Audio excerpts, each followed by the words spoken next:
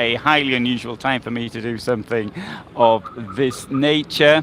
What's it now? Monday, as I recall. It's now here at 17:15, 16:15 Central European time, and it's 3:15 in the UK. Now, this is, as you can see, it's a country at war, and it's absolutely behaving normally. Lviv is in western Ukraine, and it is an absolutely amazing place. I've never been here before, and as far as I was concerned, it was something. I'd have to say it looked a bit like. The place that most reminded me of is Milan. Now, isn't that surprising? Yeah, okay, it has got a lot of Krakow in, because it's Austro-Hungarian, Pössl as well, also Austro-Hungarian. Now, one thing it happens, of course, with towns is towns took on a character in the 19th century. The reason for this was because that was when the growth was, and that was when sort of the great architectural things were done. And that's what we see today, because things from the 19th century have largely survived. Of course, the Romans themselves were great architectural architects, but most of what they left 2,000 years ago is no longer with us. I was really amazed at this place. I mean, I've heard about it from other people. I've heard about it from other people, but I never realised how attractive that this was. Right. So, as this is a live broadcast, what you can do is, if you've got any questions, you can sort of send them to me and I shall try to answer them. But the thing is this, I'm not currently in the motorhome. I'm traveling by train, and I mean, the reason for this is, I mean, when you see the roads here, I mean, I'll have to do a video. And the thing is, if I did a video, you wouldn't believe me anyway. You'd think, oh, that's just a bad bit I found. The roads here are atrocious. I mean, in the towns, okay, they're not too bad, but in the cities, but I mean, in the countryside, even the main roads are pretty bad by our standards. And certainly, I mean, I was out in the countryside, and I thought that this looks like Poland looked like in the 1980s. Now, here in Lviv, this is it looks absolutely normal. Thank you, Mohammed. I'm still safe, yes. And this really, there's absolutely nothing to think that this is a country at war. It's absolutely normal. You can see the trams there making a racket beside me. Oh, sorry, there is one thing that I need to point out, is the fuel situation. I mean, there's long queues at the fuel stations. I don't know why people are actually using vehicles at all. I mean, obviously you've got delivery things, and you've got to get your merchandise from one place to the other. But I mean, I certainly wouldn't be using any cars. Hello, Jason.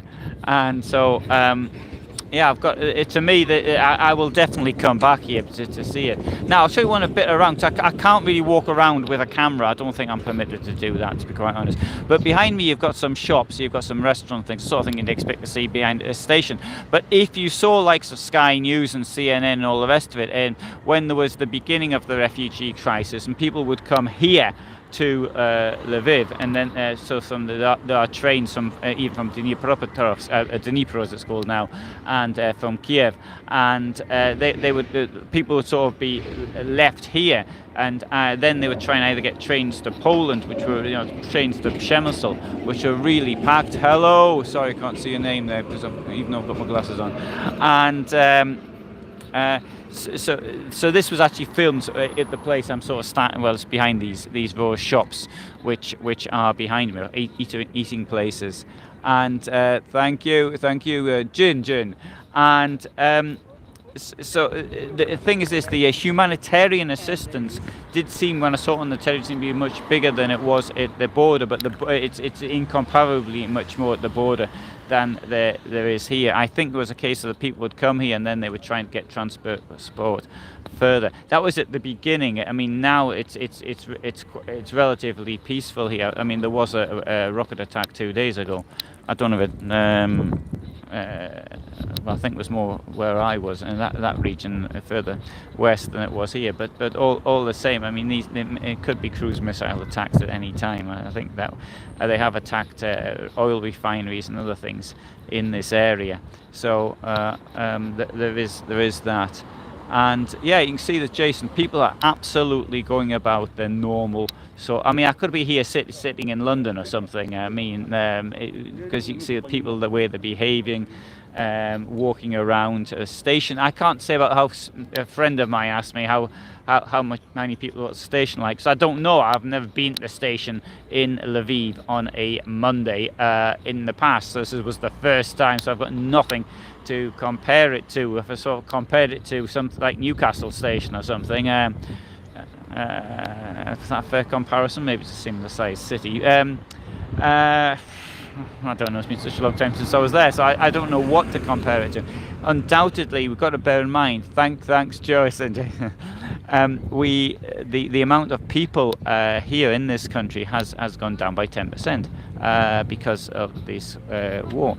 Not only that, you've got 12.5 million people who've been displaced, and they have been displaced to places like this. So maybe there are more people than there are normally, but then again, who's got somewhere to travel to? So I don't know how to answer these questions. I shall try to do this type of live broadcast in this way from where I'll be next, and other places as I can. And I will also, I think I'm going to try this evening to do a live broadcast on the military situation. Although, to be quite honest, I don't know. I haven't been following it since I came here, so I don't really, I don't really know.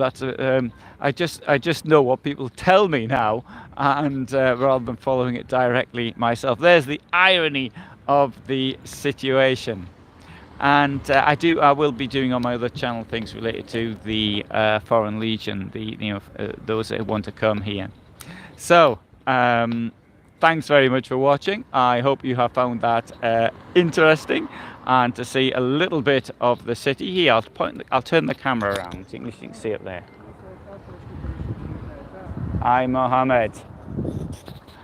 So it gives you a little bit of a view of the view from the station. And these engine sheds over there, that's I found that quite. I think they're engine sheds anyway. I thought that was quite curious. I wanted to go and see them, but that's the sort of thing that sort of appeals to me.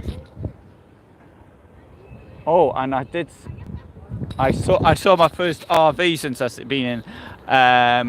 Hello, Elaine, hello. I saw my first RV since being in Lithuania. It was a caravan. It was a caravan from a company called Eldis, and Eldis is manufactured in the town I come from called Concert in County Durham. So I shall put that up on the community section of the site. So thanks for watching. All the best from me in Ukraine, and goodbye for now. Bye.